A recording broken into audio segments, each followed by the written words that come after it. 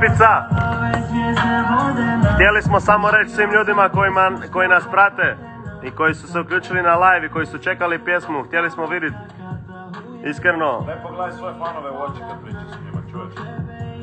Htjeli smo vidjeti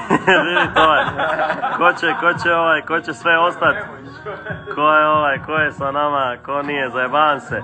Puno vas volimo ekipa, idemo jako, uskoro za Južni vetar, nova pjesma i nakon toga ne stajemo, znači stalno sada dajemo, sve smo uspjeli posložiti ekipa. Nikad neće stati kada krene, nikad više neće stati kada krene, nikad neće stati kada krene jer ne može stati.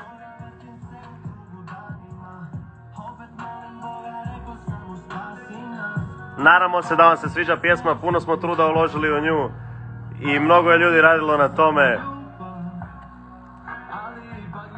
Da smo svi dio toga skupa. Nije bilo dosta.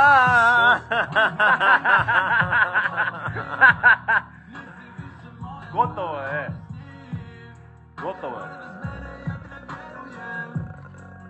Oni jedni danas sjeti se. Ja sam došao sa ulice, došli smo do 100 od ulice, dao sam sve od sebe, kune si jeje. I opet bi sve to ponovio, ono ljeto, kad donjelo mene i tebe, izgorilo je. Ova igra gruba, nema pravila, nema ljubavi na ulicama. Ekipa, volimo vas puno i bilo nam je drago podružiti se malo s vama da čujete ovu našu novu pjesmu koju smo snimili. Ste čuli ovu pjesmu? Mila, daj mi reci.